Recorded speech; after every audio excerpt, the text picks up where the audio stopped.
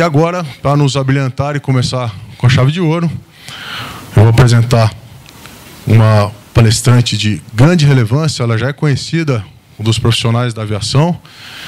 Ela é mestre em Psicologia Social do Trabalho pela Universidade de Brasília, um título obtido com uma extensa pesquisa em qualidade de vida dos pilotos.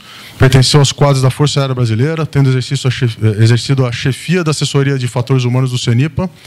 Possui diversas qualificações na área de fatores humanos e segurança operacional, incluindo curso pela University of Southern California, nos Estados Unidos. O tema de sua apresentação hoje é a qualidade de vida dos pilotos do trabalho. Senhoras e senhores, recebam com muito carinho Karine Bayer.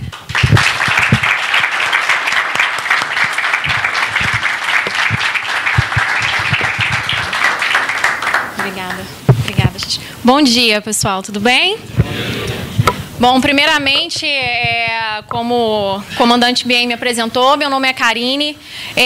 Eu gostaria de estender aqui formalmente a minha satisfação de estar aqui hoje, né? Para mim é um prazer poder contribuir com essa seleta categoria aqui, né? Enfim, há 1 ano e pouco a gente estava ali começando os nossos trabalhos, né? Com uma pesquisa que eu tenho a oportunidade de apresentar aqui hoje. Então, para mim, é uma satisfação estar aqui, estar contribuindo com vocês, passando um pouquinho, né, de uma visão científica da qualidade de vida no trabalho, que é um tema que pouco se fala, né, no âmbito da segurança de voo. E, então, para mim, é um prazer. Muito obrigada, Abrapac, tá, pela oportunidade. Tá? Eu finalizei meus 8 anos de CENIPA no início desse ano, em maio. Então, tenho aí uma experiência com investigação e prevenção de acidentes aeronáuticos. E nesses anos, né, eu digo infelizmente porque, né, lidar com acidentes nunca é bom. Mas o felizmente é porque são 8 anos que deu uma visão bastante profunda do que geralmente se encontra por trás de um acidente aeronáutico, de um incidente grave, de uma ocorrência de solo, de um incidente, de condições latentes, né? Então, como investigadora da área de fatores humanos, eu pude ver que muitas vezes a coisa vai bem mais além do que um erro humano, do que uma falha, né, de uma atitude, um processo decisório errado. A coisa vai bem mais além, tem uma origem em questões culturais, em questões organizacionais, enfim. E a visão que eu vou trazer aqui para vocês hoje, né, de qualidade de vida no trabalho, traz um pouco desse background que muitas vezes a gente, né, não vê no nosso dia a dia ali como pilotos, como tripulantes, enfim, tá certo?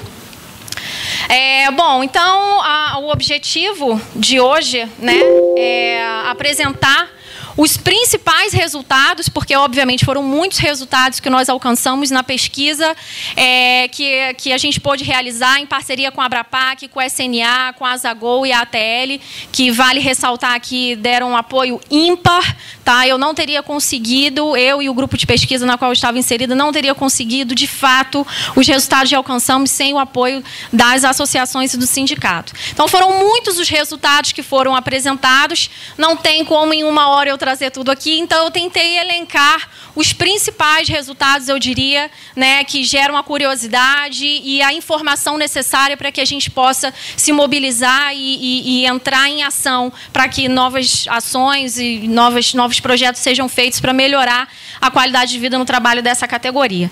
Só relembrando, tá, o período de coleta dos dados foi de 12 de junho a 31 de agosto de 2017. A partir dessa coleta, os dados foram trabalhados no 2º semestre do ano passado e no início desse ano nós pudemos apresentar formalmente para as associações e estamos aqui com essa oportunidade, né, hoje de apresentar de uma forma mais ampla para a comunidade aeronáutica. Tá?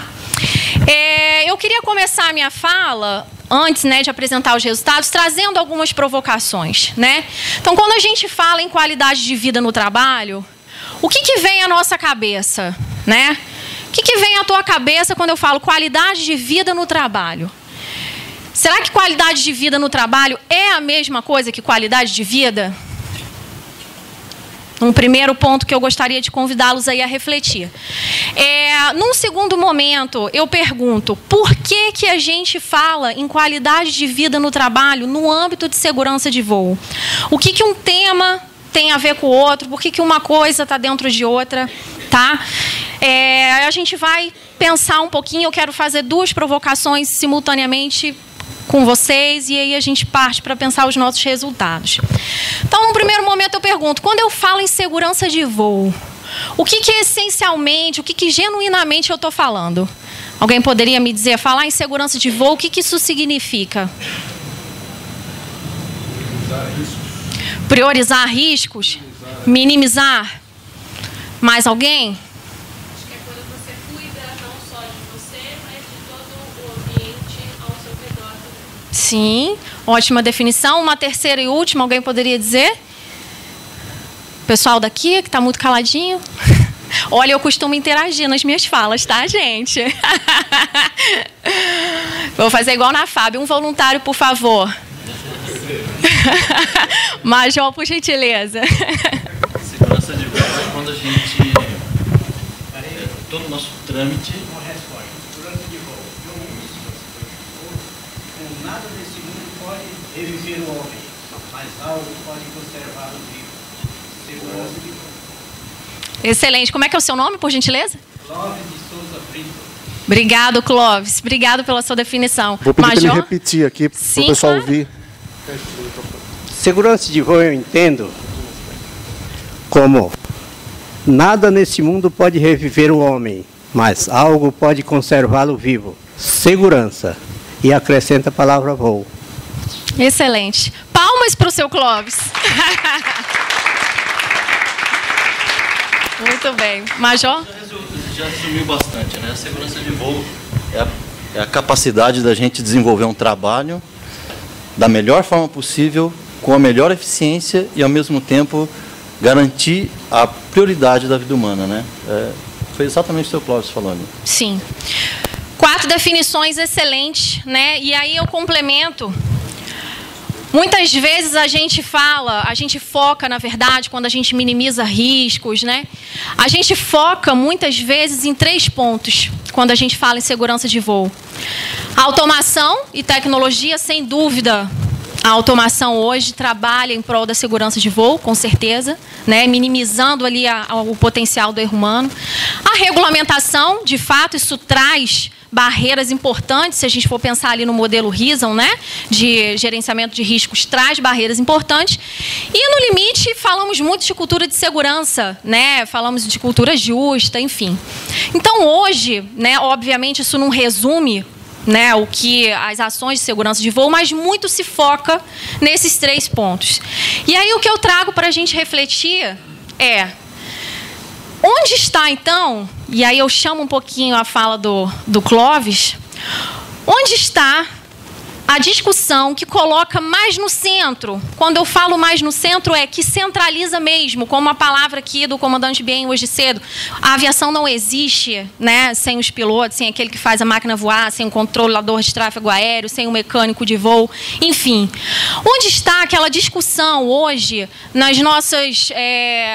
produções acadêmicas, enfim, que coloca no centro aquele que genuinamente faz a máquina voar. E hoje aqui eu estou focando a figura do piloto, né, do aviador, né, a gente está focando ela aqui hoje, né.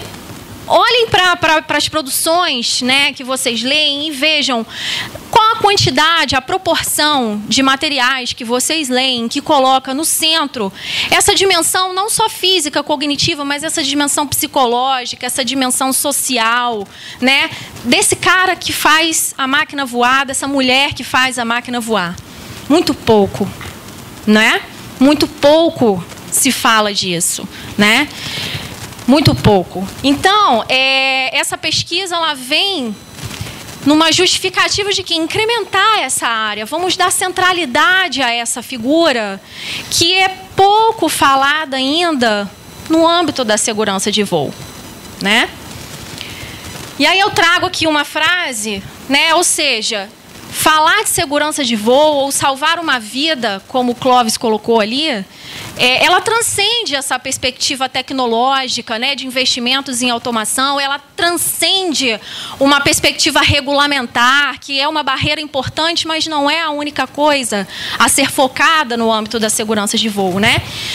Por quê? Porque essa experiência humana, ela atravessa né, esse campo físico e cognitivo. A gente ouve muito falar em human factors, ou seja, essa adaptação do homem à máquina, essa capacidade cognitiva, essa interação. Mas e a outra dimensão que não seja somente a cognitiva, essa dimensão social, essa dimensão psíquica, né? Tudo isso envolve a figura humana e o piloto como um ser humano.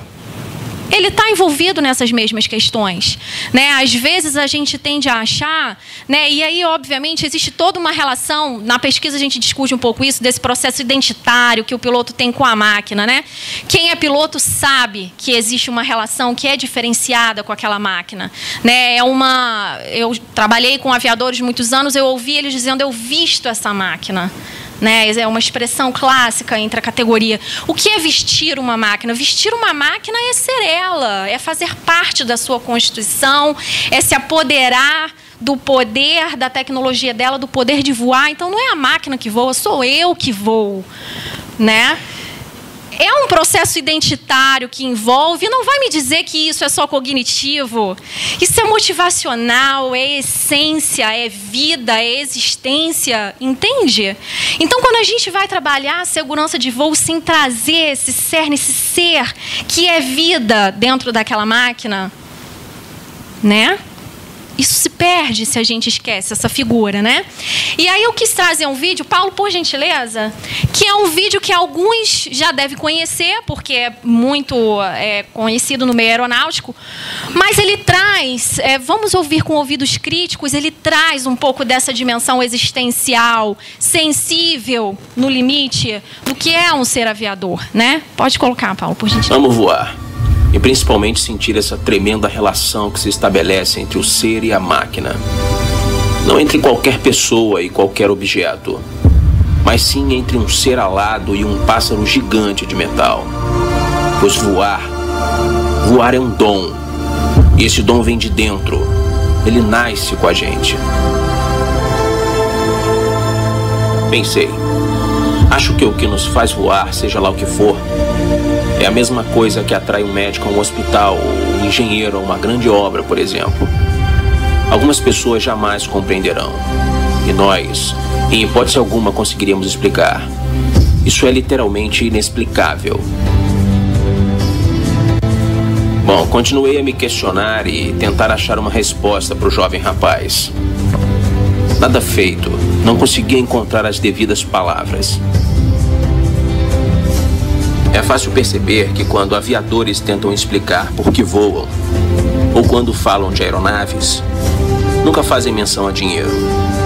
Digo aqueles que realmente amam o que fazem, aqueles que economizam cada centavo para poder gastar então em horas de voo, aqueles que largam tudo, família, amigos, conforto, para poder morar perto de uma escola de aviação ou aeroporto que seja.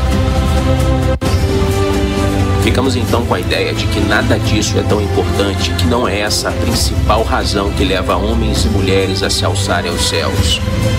Quando os conhecemos melhor, observamos que os aviadores falam de amizade, de alegria, de beleza, de amor, de vida, de verdadeira vida, vida com chuva e com vento, de uma vida que merece ser lembrada sem ser preciso pular os últimos 20 e tantos anos, ou o último ano que seja, pois a vida do aviador merece ser lembrada a cada dia, a cada decolagem, a cada pouso.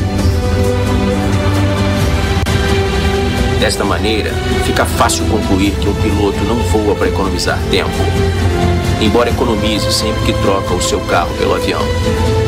Ele não voa para que os filhos fiquem mais cultos, embora os melhores geógrafos e historiadores sejam os que viram o mundo e sua história com os próprios olhos, do alto de um avião.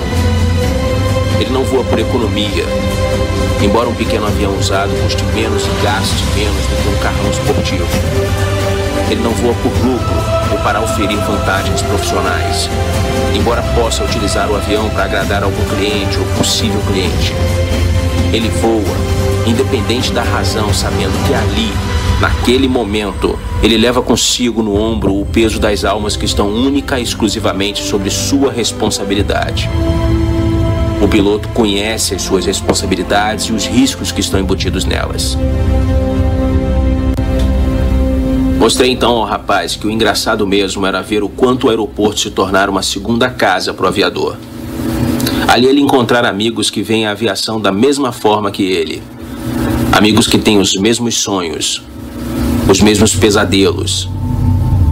Completei dizendo que talvez fosse interessante, para tirar algumas de suas dúvidas, que ele parasse um dia junto de um pequeno aeroporto e desse umas voltas por lá para descobrir a sensação que se tem ao sentar-se à cabine de uma aeronave, independentemente do tamanho dela e de quanto vai se ganhar pilotando-a.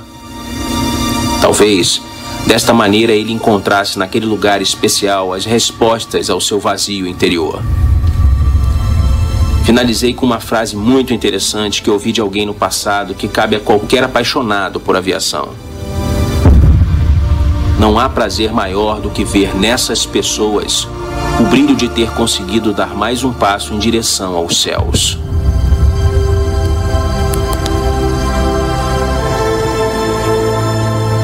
É lindo, né? Até eu, que não sou piloto, amo isso. É trabalhar com essa categoria é a coisa mais linda que tem, né? Até a gente se identifica. Então, quando ele fala aqui nesse vídeo, né? O aeroporto é minha segunda casa. O que isso significa? Você se sente em casa e você se constitui nesse lar também, né? Então, eu acho que esse vídeo traz algumas reflexões na seguinte questão. A dimensão do trabalho, porque o ser piloto é um trabalho, pilotar uma aeronave é um trabalho. Essa dimensão trabalho atravessa a vida desse profissional de uma forma ímpar. É ali que você talvez passa mais tempo, né, do que na sua própria casa, a depender da tua escala de voo. É ali que você tem, de repente, os seus amigos e nas suas relações de amizade você se define, você se constitui, você se relaciona. É para ali, naquela dimensão do trabalho, que você leva os teus problemas, né? Quem aqui nunca desabafou um problema numa cabine de aeronave, né? Ou você vive os seus momentos de maior prazer, porque não é qualquer um que pode ter o céu como a sua, né, o seu escritório. Eu recebo várias frases, meu escritório. Aí vem um aviador, manda assim uma foto de WhatsApp, né? E você fica, poxa, eu aqui sentada nessa mesa. Então, né, quadros assim que são mutáveis, né? Cada pôr do sol, nascer do sol, lindo, né? Então percebam como para o piloto essa dimensão trabalho, ela não é só sair de casa e vou trabalhar. Eu vou viver a minha vida, de verdade. Porque vocês passam muito tempo interagindo com isso. Primeiro, o processo de formação, são muitas e muitas horas de voo naquilo dali, né? E quando vocês começam efetivamente a cumprir as suas escalas de voo, aquilo vira uma segunda casa, né? De fato. Então, essa é uma primeira provocação para a gente entender que ser piloto não é apenas uma profissão, não é apenas uma função. Ela é quase um estilo de vida. Ela atravessa realmente a sua constituição identitária, digamos assim, né? E aí a segunda provocação da rotina. Quem é estudante aqui? Levanta a mão. Bastante aqui. E quem já trabalha mesmo? Empresa, enfim. Tá, eu vou... Como é que é seu nome? Pablo. Pablo, que horas que você costuma acordar? Não tem assim, normalmente 7 horas. 7 horas, todos os dias? Não. Você trabalha na aviação regular, executiva? Regular. Na regular. Tá. E você, na sua avaliação, você passa mais tempo em casa ou no seu trabalho? No trabalho. No trabalho. E você gostaria de estar mais em casa ou onde está você está super satisfeito? Eu estou satisfeito e a minha esposa também. A sua esposa também. É importante eu falar isso. Você tem filhos, Pablo? Tenho 2. Tem 2? Qual a idade deles? 30 e 23. 30 e 23, tá. Não devem ser filhos que reclamam muito da sua presença, né? Já tá, já... Não, Pablo começou cedo, né, gente? Um novo, assim, com uns de 30. Parabéns pela conservação. Tá bom, Paulo, mas você hoje passa mais tempo no trabalho, certo? Com certeza. Tá. Quem aqui tem filho pequeno? Que é piloto, trabalha em empresa, tem filho pequeno? Por favor, comandante, me fala, por gentileza, quanto tempo o senhor passa no trabalho, em média? Bastante tempo. Bastante tempo. Seu filho reclama da sua presença, da sua ausência? Não, não reclama, mas porque já está tudo combinado, né? Entendi. Se não tivesse Foi combinado... acostumado desde cedo com isso. Ah, você falou uma coisa muito importante. Ele foi habituado, condicionado a aceitar a sua ausência. Exatamente. Na verdade, não é condicionado, é mostrando os valores bons para ele de eu estar fora, né? Tá certo. E na sua visão, o que você acha que é muito importante em termos pessoais para que você execute seu trabalho bem? Simplesmente estar bem. Simplesmente estar bem. Eu acho que é o a sua ausência de casa te deixa bem. Acho que faz parte. Eu costumo dizer que desde o Santos Dumont, pegando o gancho aqui do Aldo, o piloto fica fora de casa. Então, ficar em casa não é uma condição normal para o piloto. Ficar fora é a condição normal. Então, acho que já está... Eu acho que é mais ou menos por aí. Certo. Certo. Mas o que há em comum na fala do Pablo e do comandante Bertassini? O que há em comum na fala dos dois? Vocês conseguiram captar o que há em comum? A família, está todo mundo já inserido naquele contexto, a família condicionada. E a questão de ambos, eu fico mais tempo no meu trabalho. Sim, sem dúvida. Né? Do quase sacerdócio. Do quase sacerdócio. É isso. A gente não para lamentar, a gente simplesmente faz. Fala de novo essa frase. Eu falei que é quase um sacerdócio porque a gente não para lamentar, a gente simplesmente faz. Angélica, dói os ouvidos quando a gente ouve isso, né? Puro prazer. Uma psicóloga ouvindo isso, meu Deus. Só vai. Excelente a sua frase. É um sacerdócio. A gente não para lamentar. A gente simplesmente faz. Que dimensão humana, né? A gente simplesmente faz. Vamos reverberar isso na nossa cabecinha. Piloto tem hobby. Você transformou o trabalho no hobby. Mas você continua tendo a sua vida, não continua? Beleza. Olha que bom. É isso aí, gente. Então, vamos dar sequência. Essa é uma segunda provocação para a gente, mais uma vez, entender. Bom, eu tenho uma função, né? O ser piloto que me constitui. E eu passo mais tempo do meu trabalho do que qualquer outra coisa. Então, é mais um estímulo, mais um argumento para dizer como o trabalho constitui esse profissional, essa pessoa, este ser humano, né? É uma categoria muito distinta, de fato, tá? Então, projetando isso para a segurança de voo, na melhor intenção da gente cuidar da segurança das nossas operações, né? Da segurança operacional. A gente precisa, então, já que a gente está falando de uma categoria tão distinta, com todas essas características que a gente traçou agora, a gente precisa cuidar dessa dimensão humana quando a gente faz segurança de voo, né? Uma empresa aérea, quando se projeta no mercado, eu quero vender este serviço, ele tem que cuidar do seu patrimônio, sim, mas ele tem que cuidar das suas pessoas, tem que cuidar da sua dimensão humana. E aí, recuperando mais uma vez o que o comandante Bien falou aqui, sem o piloto a empresa não funciona. Então, ela precisa cuidar dessa dimensão humana, né? E não se trata de discutir essa dimensão humana isolada, tá? Ou seja, não é pegar o piloto, tirar ele do ambiente de trabalho, jogar ele num laboratório e estudar o que é essa função. Não.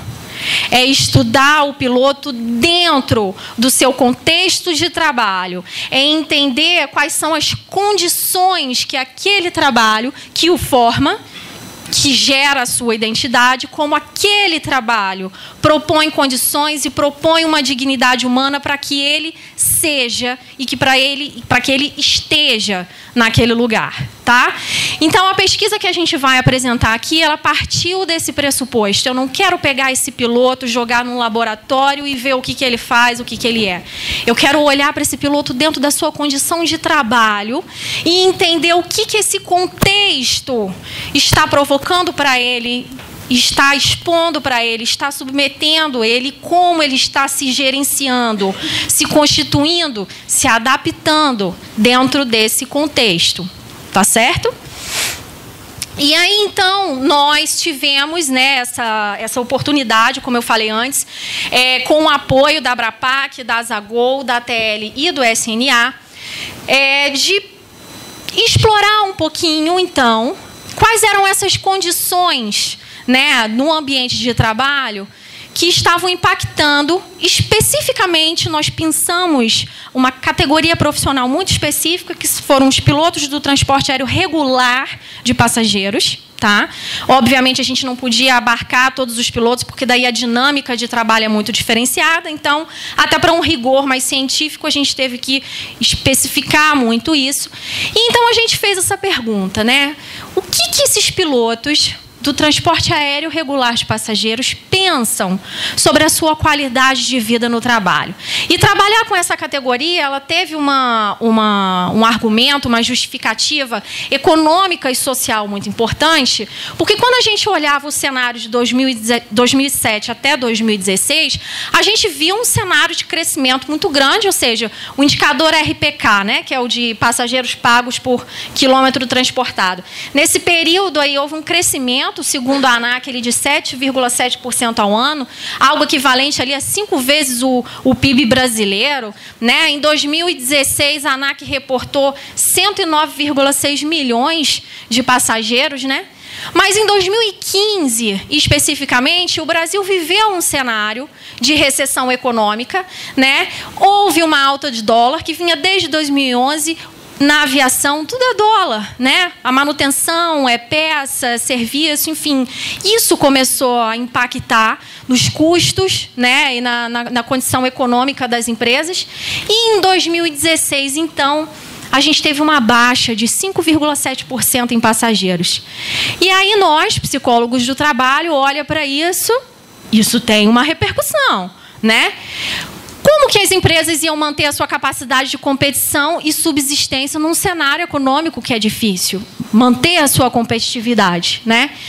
Aí a gente começou a ver algumas, né? Eu vi algumas reportagens, algumas matérias, e o que a gente vinha lançando? Reajuste de malha, redução de oferta de voo, redução de oferta de frota, de funcionários. Eu que morava em Brasília na época, tinha tantos voos de Brasília a Rio, de repente eu fiquei reduzida em 3 voos no dia. Eu falei, gente, o que está acontecendo, né?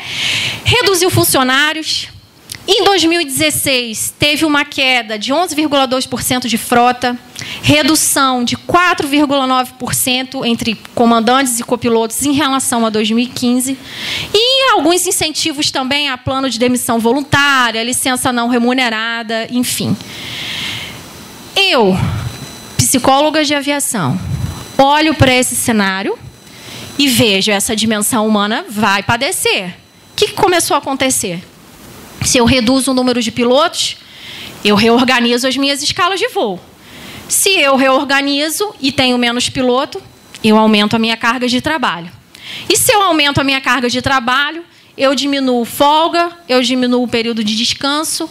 E isso, para nós, psicólogos do trabalho, chama-se precarização do trabalho. Tá? É um termo muito conhecido para nós. Isso se chama precarização do trabalho. E quando o trabalho é precarizado, o trabalhador sofre junto. Tá? E, obviamente, se eu tenho um trabalho precarizado, eu tenho impactos na segurança de voo. O comandante Túlio está aqui para me provar, né, que a fadiga gera, né, repercussões. Antes de eu sair do CENIPA, eu tive umas 3, acho que uns 5 meses antes de eu sair, eu tive umas 3 investigações de ocorrências que envolveram fadiga como fator contribuinte. Tá? E, assim, em pousos que eu falei, gente, impossível esse piloto errar esse pouso. O que aconteceu? Né? Eu não podia parar ali na decisão do piloto, o piloto não viu qual era o centro da pista. Não, tem alguma coisa acontecendo, o que é isso? E aí a gente vai vasculhar. Está lá na origem da precarização do trabalho, na organização do trabalho dele, numa escala que não permitiu descanso adequado. Né? E por que a escala não permitiu descanso adequado? Tem todo um viés organizacional por trás disso. Mas, enfim, isso não é o foco aqui.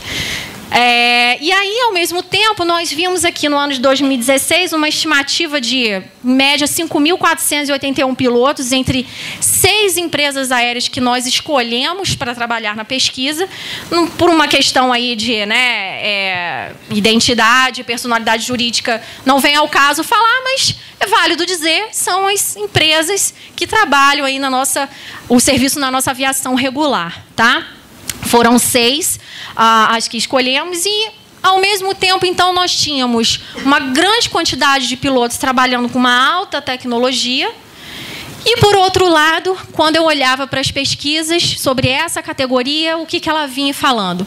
Categoria com perda auditiva, excesso de peso e obesidade, aumento de doenças cardiovasculares, distúrbios músculo-esqueléticos associados ao sono, alterações de frequência cardíaca, pulmonar, alteração da visão, redução de visão noturna, insônia, fadiga, estresse, depressão.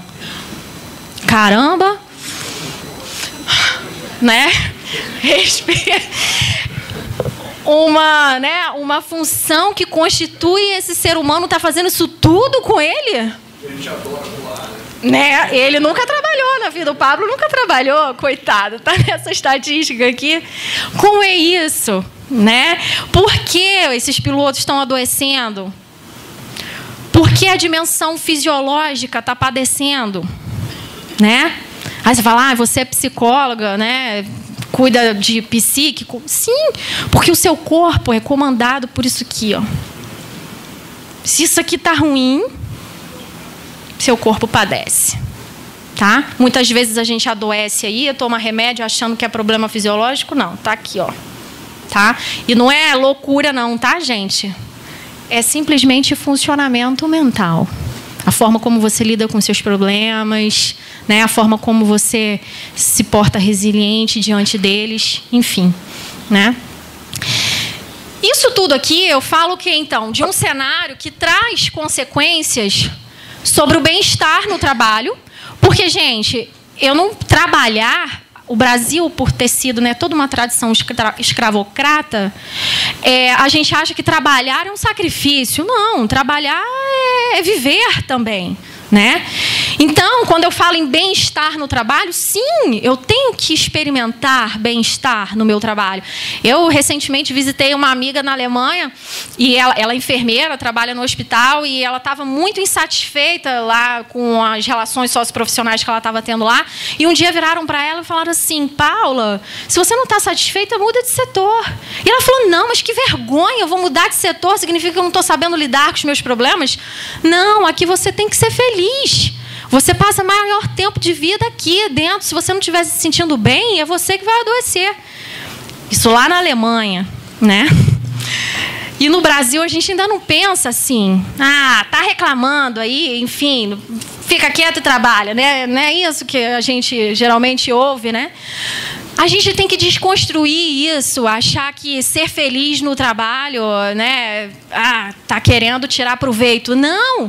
Ser feliz no trabalho é condição de sobrevivência. Bem-estar no trabalho é condição de sobrevivência. É condição de segurança de voo, porque se eu não estou feliz ali, eu começo a ficar desmotivado. E se eu começo a ficar desmotivado, padece algumas faculdades cognitivas minhas, déficit de atenção, depressão, né, ansiedade. Ansiedade vai mexer na sua capacidade de consciência situacional durante o voo, a sua capacidade de atenção, né? E aí um acidente acontece por conta disso. Sim, não estar feliz no trabalho gera acidente, sim, porque mexe com as nossas faculdades cognitivas e a nossa capacidade psicossomática para o voo, psicossomática, psicomotora, tá? Então, eu tenho nesse cenário consequências sobre um bem-estar que, por consequência, gera alterações na minha eficácia do meu serviço aéreo. Um piloto fadigado gera consequências sobre o serviço aéreo. Então, eu tenho consequências na segurança de voo e na satisfação do cliente. Como vocês acham que fica uma família quando tem um ente querido que faleceu num voo, ou que, sei lá, viveu um acidente e ficou traumatizado por conta daquele acidente, né? Isso tem insatisfações, né? Será que lá atrás, quando, né, vou pegar um exemplo aqui aleatório, no acidente da Gol lá, será que lá atrás não teve muita gente que deixou voar Gol porque sofreu um acidente? Obviamente isso com o tempo, né, a gente molda isso, mas obviamente isso tem um impacto, né? No CENIPA a gente dizia, se você acha caro prevenir, experimenta um acidente para você ver, porque você perde cliente, você não perde só patrimônio material, você perde cliente também, credibilidade dentro desse mercado. Então há muita coisa em jogo aqui, né? Então, tendo tudo isso em mente, falamos muita coisa até agora, tendo tudo isso em mente, qual foi a proposta da pesquisa que realizamos, né? Vamos entender, vamos identificar qual é a percepção global dos pilotos do transporte aéreo público regular de passageiros no Brasil sobre a sua qualidade de vida no trabalho, né? Com base o quê? Nas representações que eles manifestam. Eu não quero saber o que né, a empresa aérea acha que é qualidade de vida no trabalho, se ela acha que EVT é da ginástica laboral. Eu não quero saber isso, eu quero saber do funcionário, do trabalhador, o que é qualidade de vida no trabalho para você, né? E é isso que a gente perguntou para eles. E o que eles manifestavam nas suas representações mentais, nas suas opiniões, nas suas percepções sobre o contexto de trabalho, as práticas de gestão às quais eles estavam submetidos e as vivências de desgaste e bem-estar, né? Foi isso que a pesquisa buscou entender. A gente, né, eu falo assim, o avião é uma espécie de chão de fábrica, né? O cockpit é um chão de fábrica, digamos assim, né, de uma indústria. Então, nós nos utilizamos, essa parte eu vou passar um pouco mais rápido, porque ela é bastante teórica, nós nos utilizamos, né, de alguns conceitos, né, para nos embasar na análise dos nossos resultados, e nós nos apoiamos na perspectiva da ergonomia da atividade, né? A Human Factors é uma perspectiva ergonômica muito trabalhada na esfera anglo-saxônica, né? Estados Unidos, Canadá. A ergonomia da atividade, ela já é uma ergonomia de origem franco-belga, é muito trabalhada mais na Europa do que nos Estados Unidos. Tá? Então, nós falamos de duas ergonomias. A Human Factors é uma ergonomia e a ergonomia da atividade também é ergonomia. Só que a forma das duas teorias, né, de olhar para o problema, ela é diferente. A Human Factors é mais ligada ao homem, esse aspecto cognitivo desse ser humano. A ergonomia da atividade, ela vai olhar o contexto. Como que esse ser humano está se adaptando a esse contexto e como que o contexto forja também esse trabalhador, tá? Para vocês entenderem em linhas gerais o que é isso. E a ergonomia da atividade, ela tem um pressuposto de que eu não quero só saber, não quero só diagnosticar. O que eu faço com esse resultado? O que eu mudo no meu cenário, na minha realidade com isso? Porque eu entender o que eles estão achando da qualidade de vida no trabalho é uma coisa. Mas o que eu faço com esse entendimento deles? O que eu mudo na realidade? O que as empresas vão mudar? Né? E a ergonomia da atividade clama por essa perspectiva prática, tá certo? O que eu faço com esse resultado que eu achei, tá?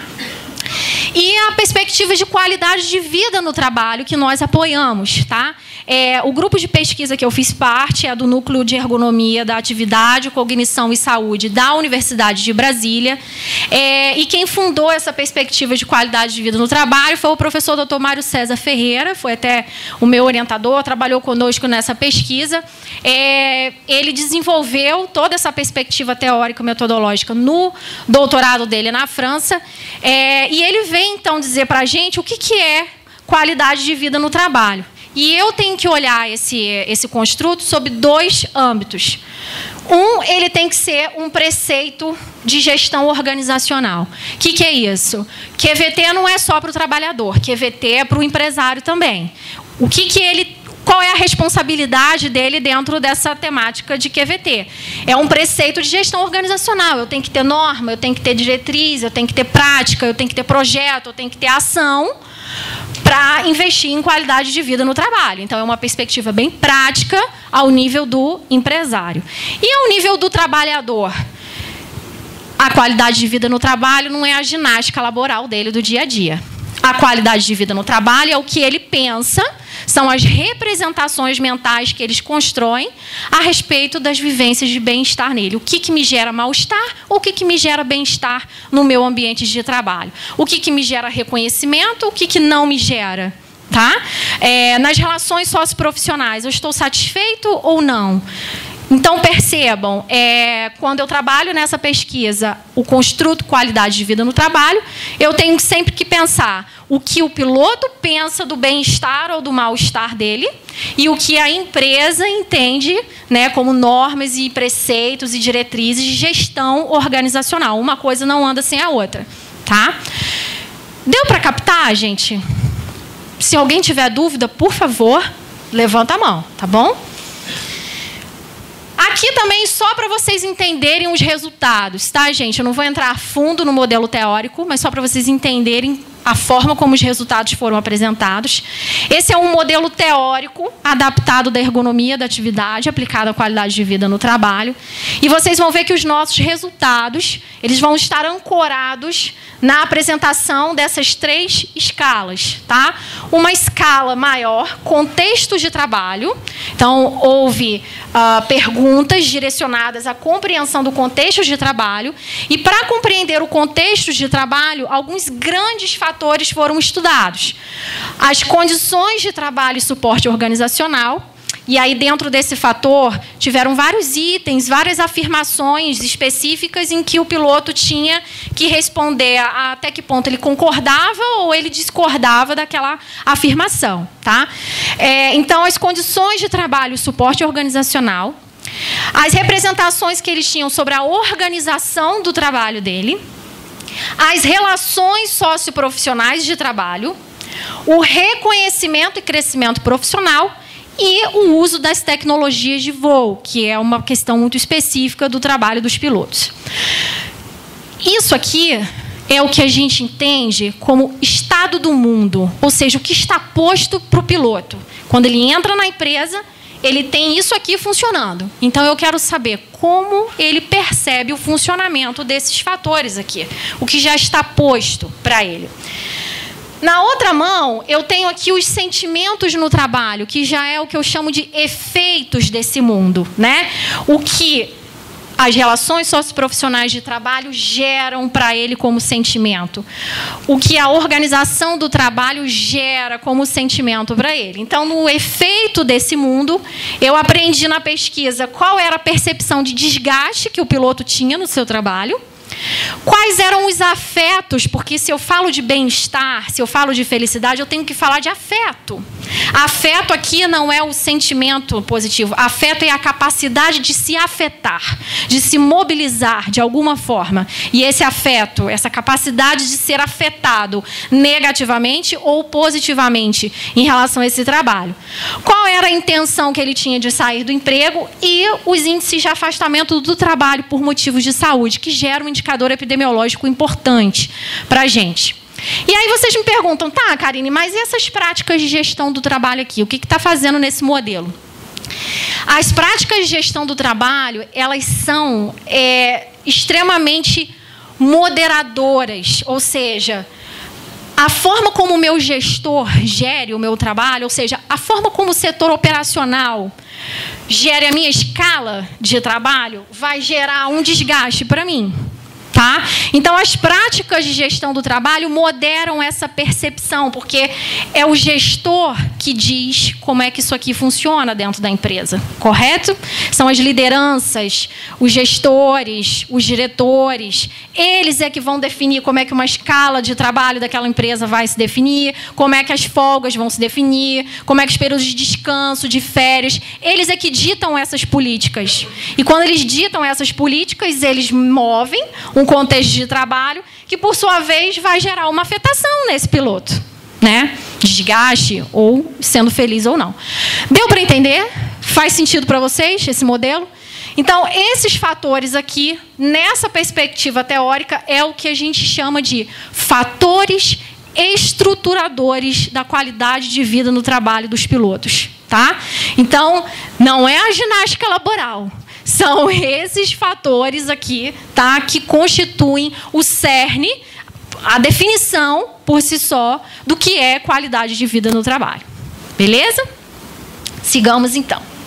Qual foi o instrumento que nós utilizamos? Quem respondeu, conheceu, né, o inventário de avaliação de qualidade de vida no trabalho. Ele ficou exposto eletronicamente e também fizemos ele em físico, porque pela dinâmica de trabalho era impossível que o pessoal entrasse no site só para responder. Então tinha gente respondendo na van, indo para o aeroporto, enfim. Né? E aí então aqui as escalas, tá? O contexto de trabalho, as práticas de gestão e os sentimentos.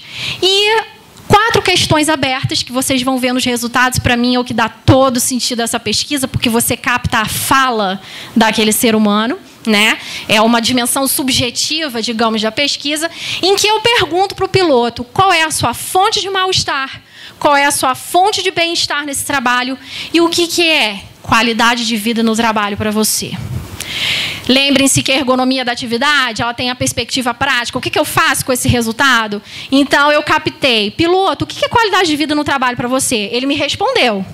E aí eu entrego isso para as associações e para o sindicato. Eu falo assim, olha só, olha o que a sua categoria define como QVT. Luta por isso nas empresas aéreas. É isso que a gente intenta, né, que as associações e o sindicato façam, e é isso que a gente vai entregar, né? Já entregou, em tese, né, para vocês. Então, a perspectiva teórica é essa. É um diagnóstico científico do que é qualidade de vida no trabalho dessa categoria, e isso está sendo entregue, né, para as associações, e eles agora têm respaldo técnico, científico, para bater na porta da empresa, de uma BR da vida e falar, vamos discutir sobre isso, o que a gente pode melhorar na realidade dessa categoria. Tá?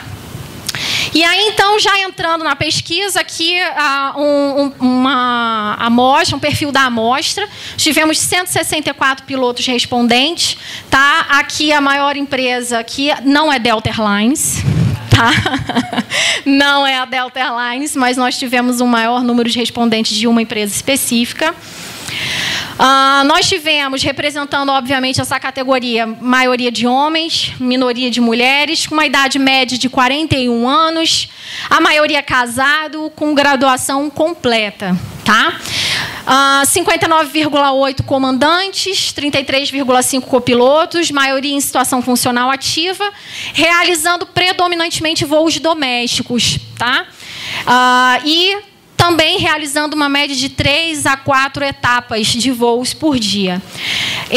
O piloto que respondeu tinha, em média, 6 a 10 anos no tempo no cargo, 11 anos naquela empresa na qual ele estava quando respondeu, e como piloto de linha aérea, em média, 14 anos. Né? Se vocês terem uma ideia do perfil aí, a gente viu que é uma categoria que não tem, assim, você fica muitos anos. Né? Você fica muitos anos. Não tem uma... Eu esqueci agora. Rotatividade, perfeito. A rotatividade é muito baixa nessa categoria. Foi algo diferente que a gente encontrou. Então, aqui eu começo a apresentar os resultados das questões fechadas, e eu trago essa cartografia psicométrica porque ela vai nos acompanhar nos resultados. Tá? O que ela significa? Quando eu tenho um resultado entre vermelho ou rosa, de 0 até 3,9, eu estou dizendo que o piloto está me comunicando, Karine, eu experimento um mal-estar dominante em relação a isso que você está me perguntando. O que é um mal-estar dominante? É um resultado negativo que gera mal-estar, predomina o mal-estar, eu me sinto mal em relação a isso que você está me perguntando, e quando ele fala isso, eu entendo, ok, então isso é um risco de adoecimento para esse profissional, e é um risco à segurança de voo também. Tá? Na contramão, quando eu tenho respostas verdinhas, de 6 até 10, esse piloto me diz assim, Karine, eu experimento um bem-estar, me sinto bem em relação a isso que você está me perguntando. Tá? É um resultado positivo, eu me sinto bem. Então, é algo que precisa ser mantido, precisa ser aprimorado, porque está gerando felicidade para ele. Só que essa fronteira de mal-estar e bem-estar, ela não é categórica. Né? Eu tenho uma relação de língua, mais ou menos, às vezes é bom, às vezes não é. Então, não tem uma fronteira bem definida entre o que é, onde acaba o mal-estar, onde é que começa o bem-estar.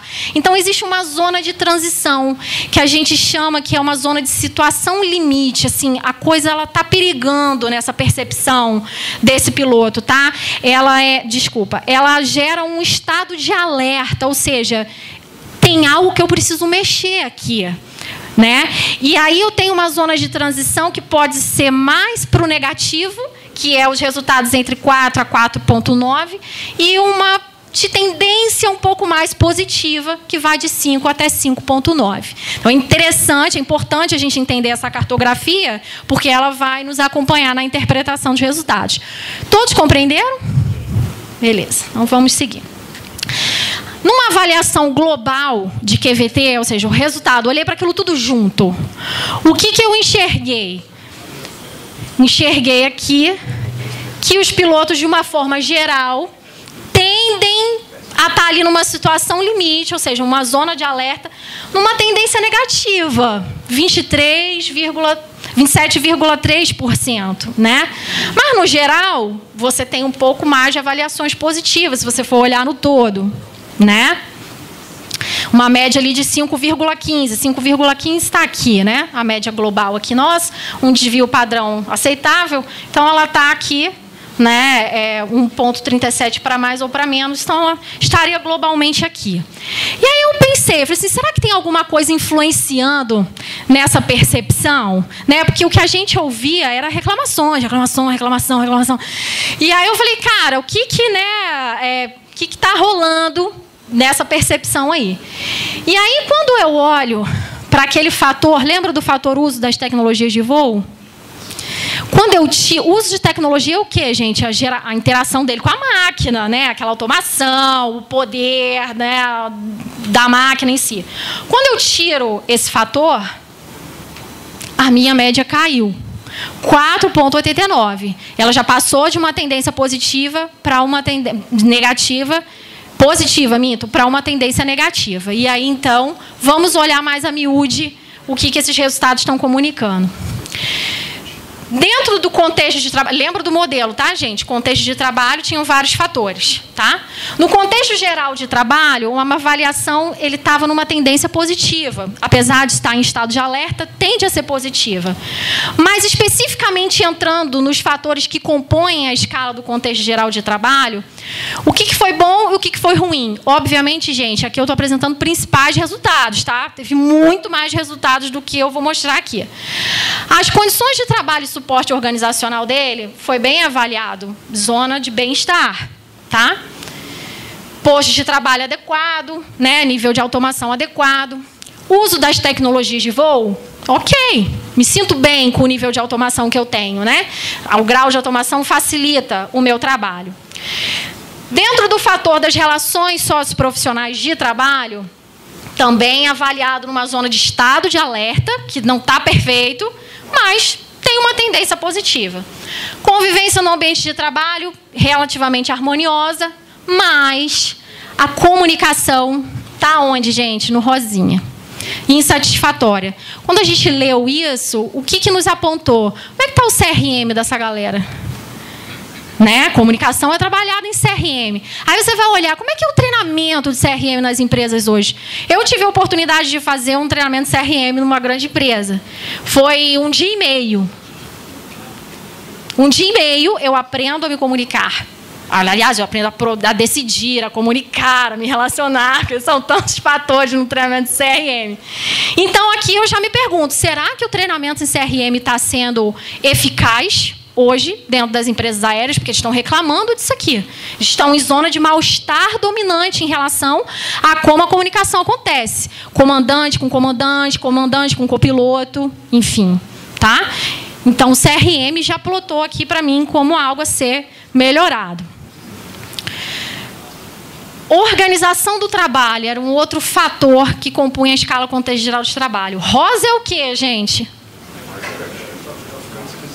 Tá ficando esquisito. É mal-estar dominante. O que compõe na vida do piloto a organização do trabalho?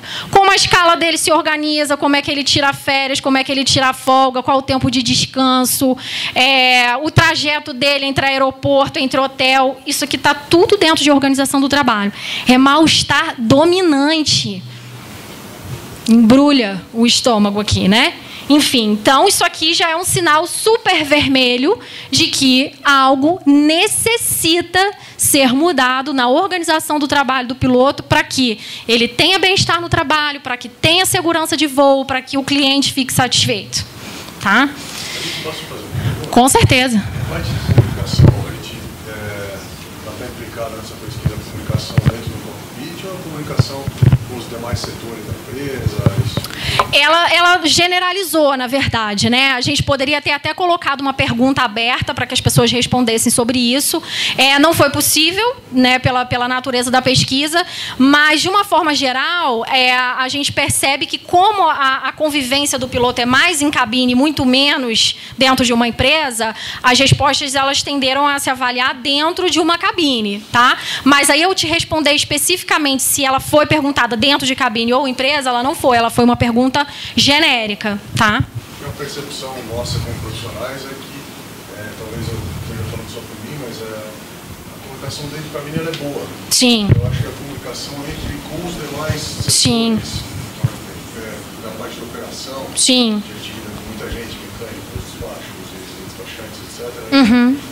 Aí que ela fica problemática. Sim. Porque o que você está trazendo hoje, que é maravilhoso, é alguém de fora do cockpit tentando compreender o que se passa dentro do cockpit. Uhum. No dia a dia a gente não percebe as pessoas... Obrigado, Paulão. No dia a dia não percebemos essa empatia. Sim. Como esse trabalho que maravilhoso que vocês realizaram, uhum, essa empatia de tentar entender o que o aviador, com o estresse todo que ele passa, ele precisa na cabine, qual tipo de comunicação que ele necessita. Sim. A gente não percebe essa empatia. Talvez um mal-estar maior com a comunicação seja essa falta de empatia e não internamente dentro do Sim, eu acho importante a sua observação, porque na hora de sentarmos para montar um projeto, uma ação de QVT, isso precisa aparecer, né?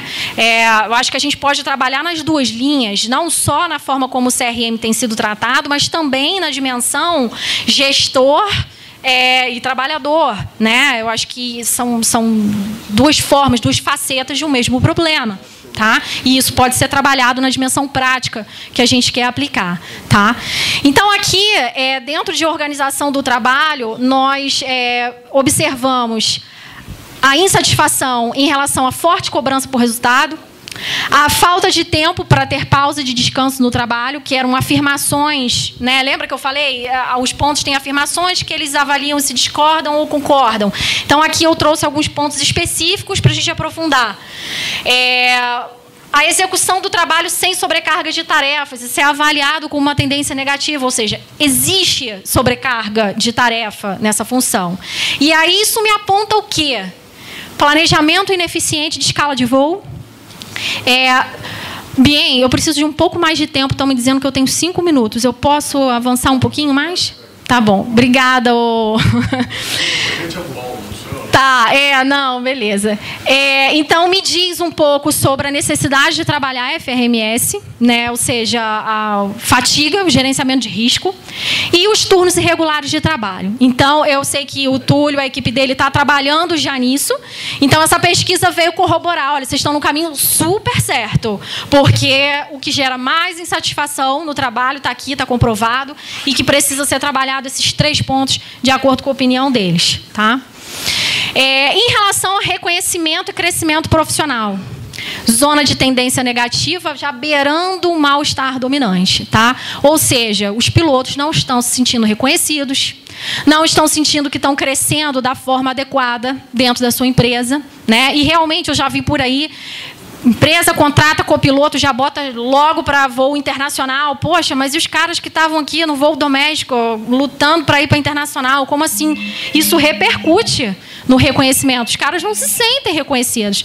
Como são essas políticas, né, de gestão, como as práticas de gestão dentro das empresas aéreas estão trabalhando em reconhecimento e crescimento profissional. Estão vendo? Eles estão insatisfeitos em relação a isso. Algo precisa ser mudado nas práticas de gestão relacionadas a crescimento e reconhecimento profissional. Então, não percebem incentivos, não recebem reconhecimento do seu trabalho, estão insatisfeitos com isso, não veem que tem oportunidade de crescimento profissional. Olha aqui, tudo muito em tendência negativa, quase numa zona de mal-estar dominante. Porém, acham que o que fazem são fontes de prazer. Já discutimos extensamente isso hoje, não preciso nem falar. Mas a minha preocupação é o seguinte: ok, voar é uma estratégia de mediação, gera um prazer, mas a minha pergunta como psicóloga de aviação é: até que ponto vai ser funcional essa compensação? No primeiro momento, ok, voar é muito prazeroso, beleza, mas aquilo se repete, se repete, se repete, se repete, se repete. E aí chega um ponto que aquilo não é mais funcional. Então, voar não é mais a questão. Existe algo por trás daquilo. Eu estou reclamando que estou fadigado, estou sobrecarregado, não estou descansando. Eu me lembro que teve um relato nessa pesquisa que falava assim: quando eu achava que eu estava começando a descansar, eu tinha que voltar. Né? Foi um relato muito interessante, eu até botei ele na pesquisa, mas é exatamente isso aqui. A fonte de prazer dele deixou de ser funcional. O que ele vive hoje é: o meu trabalho gera desgaste, não é o meu trabalho gera prazer. Ok? Então, essa é a minha preocupação em relação a esse ponto. Práticas de gestão do trabalho, que era aquela variável moderadora que eu mostrei. Olha aqui onde é que está a avaliação. Numa zona de estado de alerta, já aqui beirando, coitadinho, a zona de mal-estar dominante. Tá?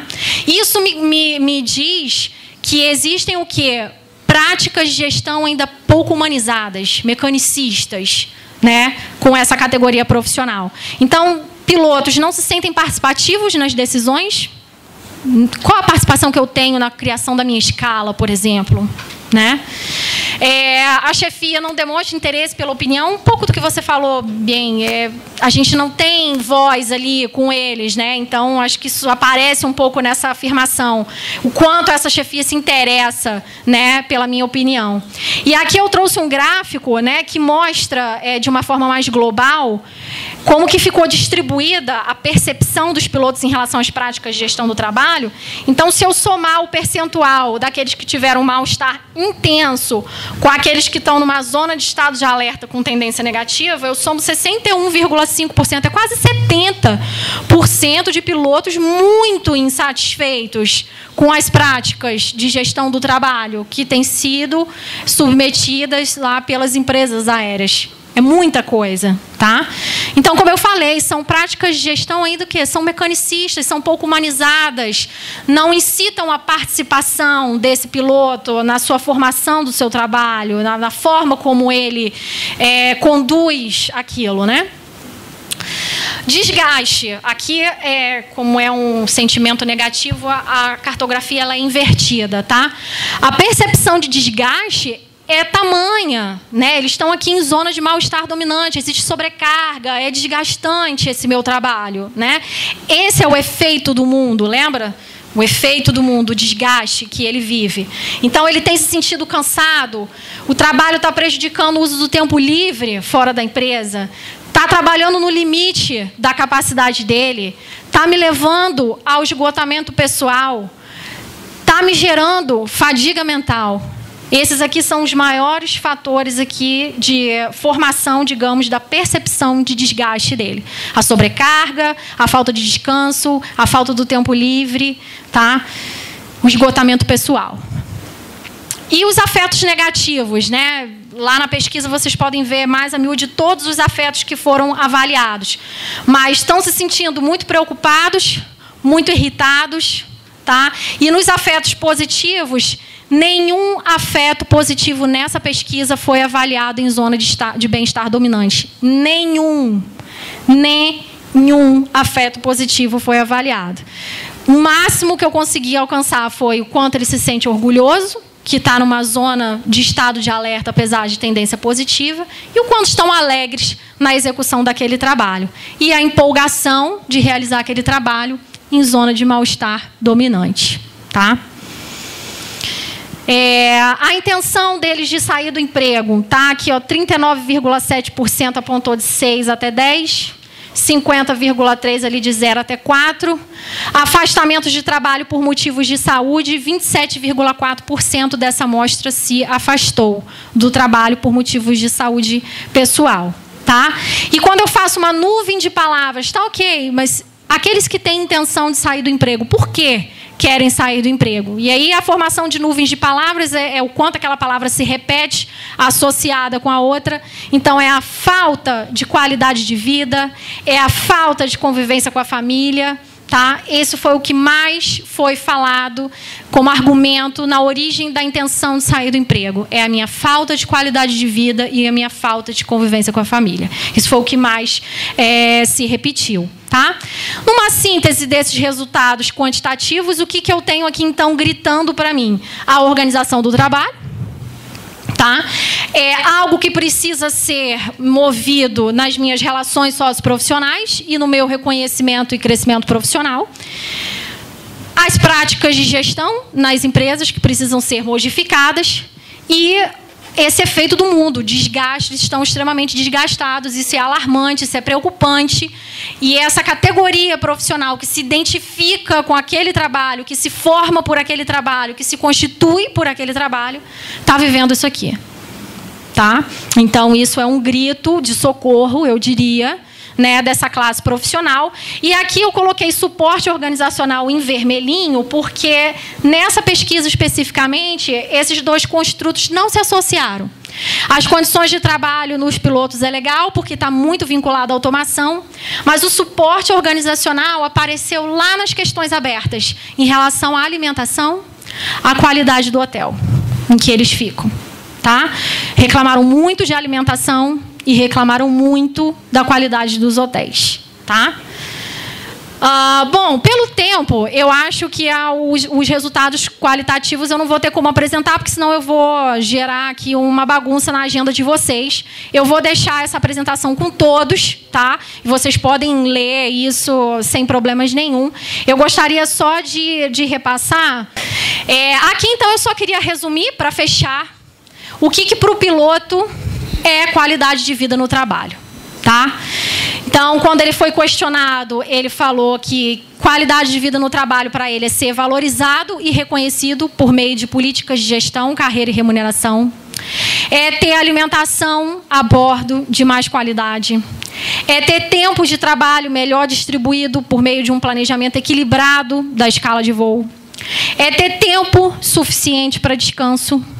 E é ter tempo para dedicar à vida pessoal, o convívio social e familiar. Então, isso é qualidade de vida no trabalho para o piloto que atua no transporte regular de passageiros hoje. Então, se a gente quer melhorar a qualidade de vida no trabalho dele, é nisso que a gente vai ter que trabalhar. Tá? Então, o que coloca em xeque aqui é uma discussão clássica entre tempo de trabalho e tempo livre, né? Mas, no fundo, essas coisas para o piloto estão se fundindo. E não existe mais o limite entre o que é trabalho e o que é tempo livre. É o tempo de vida dele que está em jogo. É a dignidade humana dele que está em jogo. E aí eu fecho, então, aqui com uma fala que, para mim, foi muito simbólica nessa pesquisa. Foi de um respondente. E ele disse assim: temos família, filhos, que vivem em função de nós, de nossas folgas, e nós vivemos em função da empresa. Meu filho mais novo, quando tinha 6 anos, perguntou quando eu iria visitá-lo. O mais velho me pergunta quando irei me aposentar. Vivem esperando o dia em que poderei ficar mais tempo com eles. Isso é triste para todos, pois gostamos de voar, mas estamos longe de quem mais queremos bem. Como existe uma cobrança muito grande por segurança, responsabilidade, eficiência, conhecimento, às vezes precisamos de mais tempo longe disso tudo para ser apenas um ser humano, um pai, um marido. Tá? E aí, um outro diz assim: amamos o que fazemos, mas precisamos de um tempo para nós mesmos. Tá? Bom, eu finalizo então aqui a minha fala. Os slides vão ficar expostos. Eu faço questão de que depois a Abrapac exponha para conhecer a dimensão também subjetiva das perguntas abertas da pesquisa. É uma pesquisa extensa, até o produto que gerou, enfim, foi bem grande. A gente não esperava que fosse dar tanta análise. Eu peço desculpas aqui por ter, talvez, passado um pouco do tempo, me perdoe, mas eu acho que o tema é digno, a gente precisa falar, e eu me coloco à disposição do que os senhores precisarem, e deixo aqui a mensagem final. Assim, a gente precisa trabalhar em ações, em projetos práticos para atuar nisso aqui, no tempo. É resgate de tempo de vida, né, de satisfação, de felicidade no trabalho, de bem-estar, e é dessa forma que a gente vai alcançar segurança de voo e satisfação dos nossos clientes. Obrigada, tá?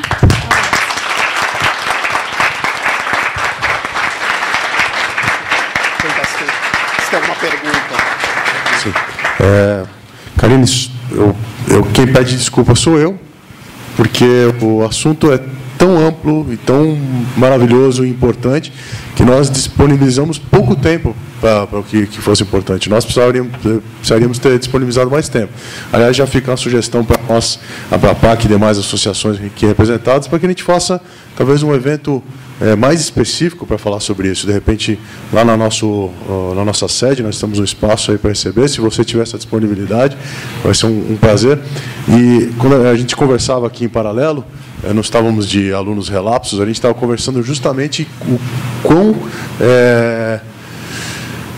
quão na veia vocês foram com essa pesquisa.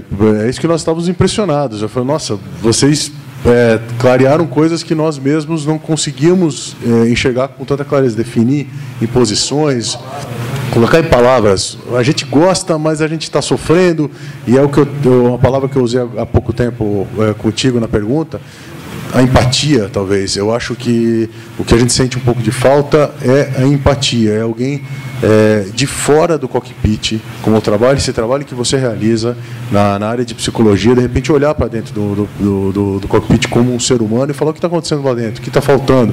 Esse é um trabalho maravilhoso e vocês, olha, parabéns, fizeram de uma forma incrível. E aqui se resume, nós não recebemos talvez a devida empatia para o trabalho importante. Nós amamos o que fazemos, conversamos até, eu e o Daniel, quando você passou aquele vídeo, a gente não tem como não se emocionar. Realmente o aviador deve ter um desvio padrão aí, vocês psicólogas devem conhecer isso aí, uma loucurinha aí a mais. Mas, por exemplo, uma coisa que nós fazemos, eu comentei com o Daniel, que acho que é muito comum de muitos de nós aviadores, nós conversamos com o avião. Quando a gente entra, a gente conversa com ele, a gente faz um carinho nele, e o voo acaba sendo bom. O relacionamento, ele passa para esse nível. O relacionamento, a gente humaniza, quase aquela bola do Wilson lá eu esqueci o nome do filme agora. A gente coloca uma personalidade no náufrago, né? A gente coloca uma personalidade na máquina, né? Então, parabéns, muito obrigado por trazer isso para a gente. A gente enxerga aqui um potencial muito grande para o benefício da aviação. Eu comecei a fala de manhã dizendo sobre segurança e eficiência. Segurança e eficiência, ela é boa para todos nós, ela é boa para nós, profissionais da aviação, mas ela é excelente para as empresas. As empresas, elas têm um trabalho entregue com mais qualidade, clientes mais satisfeitos, eficiência em termos de economia de diversos aspectos, todos ganham. O trabalho, talvez, que nós fazemos grande e difícil na Abrapac é tentar convencer os demais players de que a gente não busca confronto. Isso aqui não é uma causa, uma bandeira, faça para mim, você perde e eu ganho. Na verdade, é um ganha-ganha, todos ganhamos. Quando a gente consegue trabalhar esses aspectos, nós temos profissionais, não só no cockpit, talvez a gente comece no cockpit porque a ponta da lança é algo que aparece mais, mas a gente consegue depois trabalhar outras pontas da indústria e todo mundo sai ganhando. E a gente não conseguiria fazer isso sem cientistas aí que possam trazer esse material para que a gente possa apresentar e ter embasamento. Então, por favor, Karine, aceite o meu sincero muito obrigado e faz parte agora da família Abrapac aí. A Abrapac, eu costumo dizer que é sempre uma grande família italiana aí, vai entrando, vai ficando, a gente vai fazendo mais macarronada e você já não é de hoje que faz parte dessa família. Vamos explorar um pouco mais esse assunto, se você tiver essa disponibilidade. Eu tenho certeza que todo mundo vai lotar as nossas salas de novo para falar, com mais tempo aí para esse assunto. O Paulão está brigando comigo aqui, puxando minha orelha, porque nós temos um momento para as pessoas perguntarem para a Karine algumas coisas, não é isso, Paulão? Alguém tem alguma pergunta? Com licença. Sou o comandante Túlio, atualmente sou diretor na pasta na Secretaria de Saúde do Sindicato Nacional dos Aeronautas. Karine, eu fiquei super impressionado com a tua pesquisa, pela abrangência, pelo rigor, né, de metodologia. Eu acho que vai ser uma excelente ferramenta para a aviação, como o comandante Aldo falou, do ganha-ganha, né? Agora, o que seria talvez legal, não sei se você está pensando, eu vi que você botou algo de estatística naquele slide, mas ficou para depois, né? Eventualmente fazer uma análise de ANOVA para você ver a relevância dos teus dados. Você tem um conjunto de dados muito rico. E também tentar, eventualmente, estabelecer alguma correlação, por exemplo, com os afastamentos de saúde e tentar fazer alguns filtros, né? E já de antemão eu me coloco também à disposição, se houver o teu interesse em ajudar nisso. Obrigado. Muito bom, parabéns pelo teu trabalho, muito bom. Alguma pergunta mais? Ah, tá, é verdade. Só... Oi, tudo bom, Karina? Parabéns por toda essa pesquisa, foi muito boa mesmo. E eu sou aluno do curso de aviação civil da Embi Morumbi. E lá a gente nós estamos tendo aula de RH agora no nosso semestre. E coincidentemente a gente teve, semana passada nós tivemos uma aula em que se tratava mais ou menos dessa área. E ele falava, o nosso professor comentava com a gente que dentro da aviação brasileira, o setor de RH é muito precário. E, coincidentemente, ontem nós fomos em uma palestra que teve no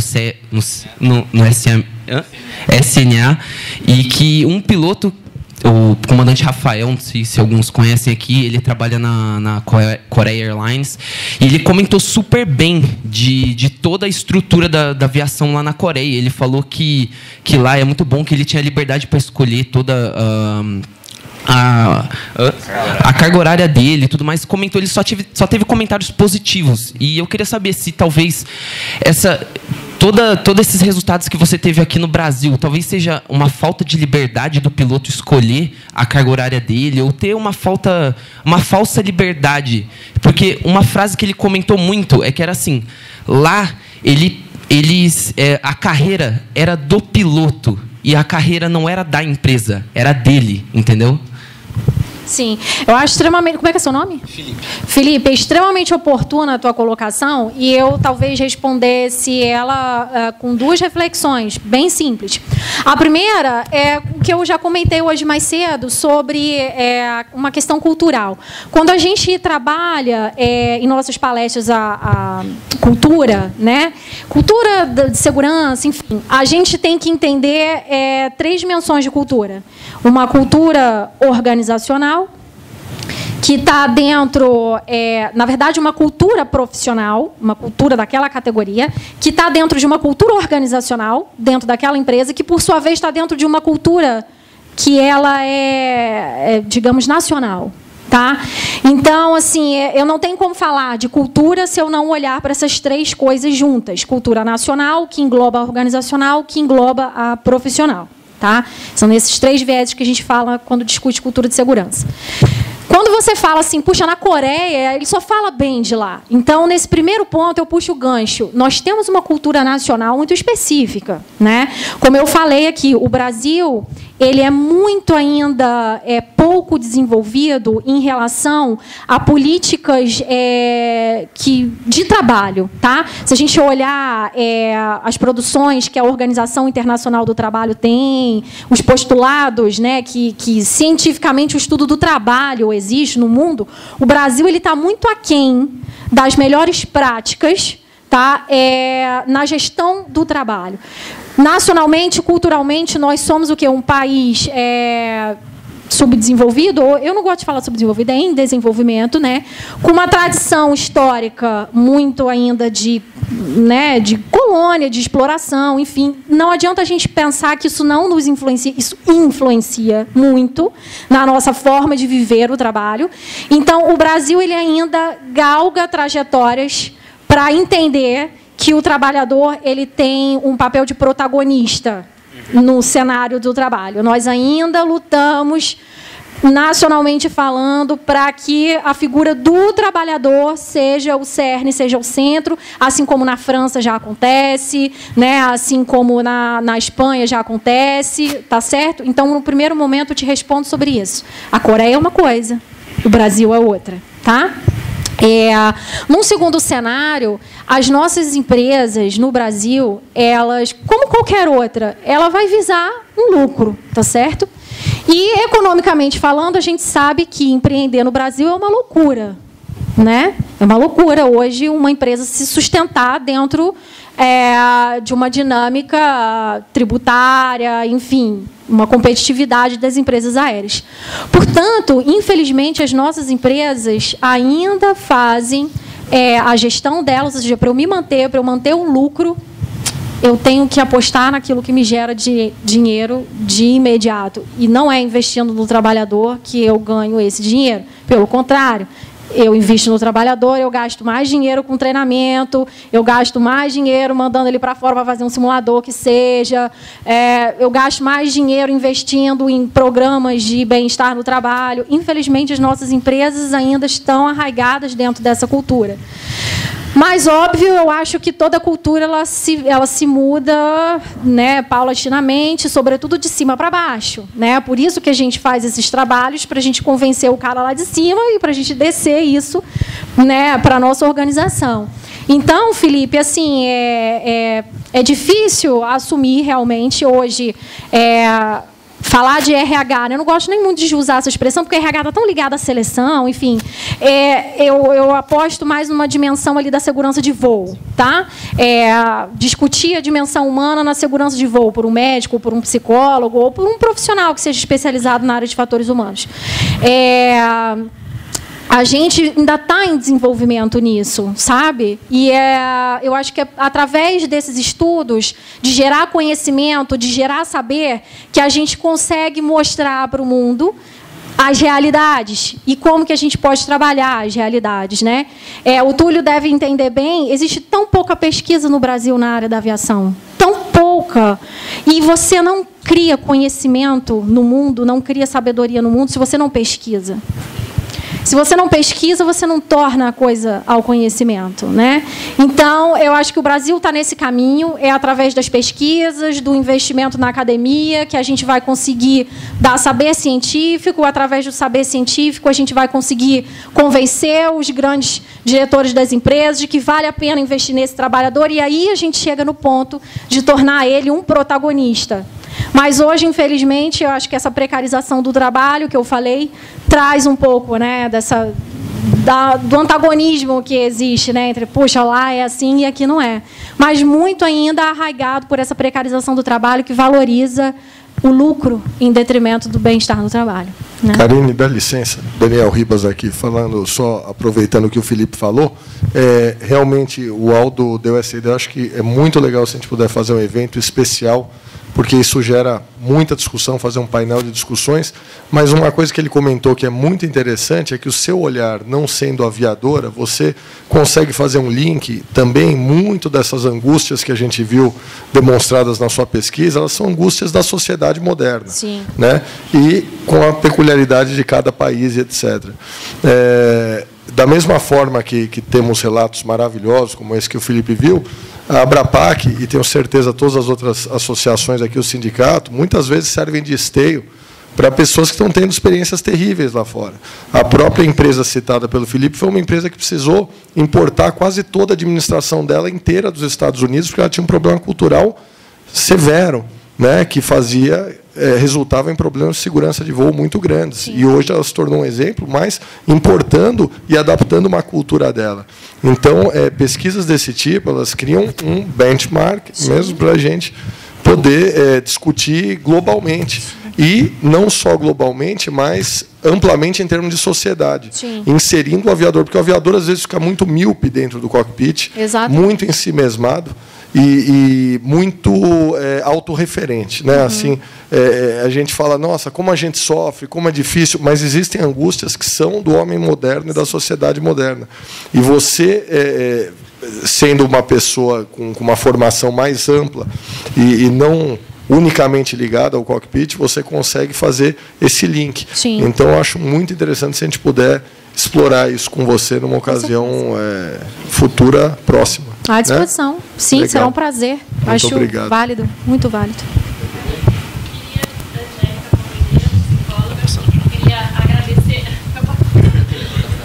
Queria agradecer você, na verdade, por representar, né, a parte humana da aviação. Eu acho que é através de trabalhos assim que a gente consegue avançar. Você fazendo seus relatos, eu de verdade fiquei aqui arrepiada, porque é o nosso dia a dia, são as falas que a gente escuta.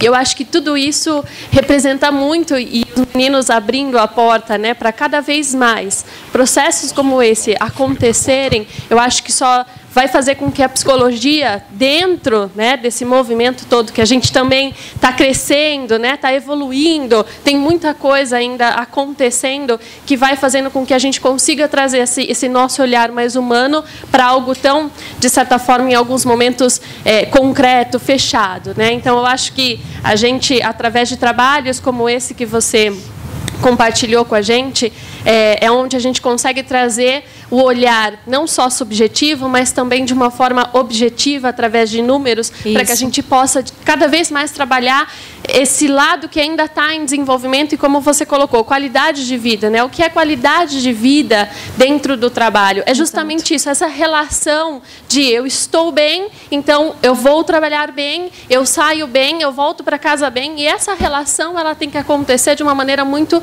natural. É claro, temos todos os nossos problemas e dificuldades aqui no Brasil, mas eu acho que esse olhar e o olhar de muitos outros trabalhos que vem sendo construído, como o do Túlio aqui também, através da questão da fadiga, isso vem trazendo um corpo muito grande para esse olhar mais humano, para esse contexto todo que a gente vivencia. Então, só a agradecer realmente, viu? Excelente, obrigada. Angélica. Obrigada. A gente labuta, né, na área da psicologia de aviação, né? Então, eu compartilho também das suas angústias. Na verdade, você via com as pessoas vivas, eu vi, às vezes, com as pessoas, né, já não mais, infelizmente, né? Mas eu acho que, sim, eu corroboro com o que você falou. Acho que a nossa área tem muito a crescer ainda, né, dentro dessa área. Eu compartilho aqui até de uma curiosidade: a psicologia de aviação ela é muito desenvolvida no continente europeu, né? Nós temos grandes associações de psicologia de aviação lá que trabalham numa perspectiva mais humanizada, né? Eu não tenho nada contra a perspectiva da Human Factors. Eu acho que ela tem o seu valor, ela tem o seu lugar e a sua importância, mas há momentos em que a gente precisa expandir um pouco mais essa visão estritamente cognitiva, né? E eu acredito que nós fazemos parte dessa seleta equipe que tenta labutar aí para trazer o Brasil num patamar um pouco mais evoluído em relação a essa discussão mais humana. Legal. Gente, então eu vou agradecer mais uma vez todas as perguntas. Vou passar então ao Bien para que a gente consiga pelo menos tomar um café antes do próximo painel, ok? Obrigado, Cabral. Karine, só te agradecer oficialmente.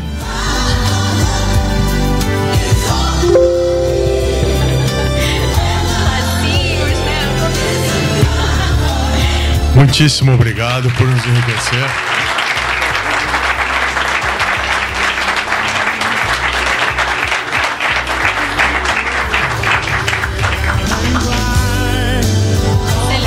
Obrigado, Karine. E já temos um compromisso, então, breve, conforme já falamos. Obrigado a vocês, viu?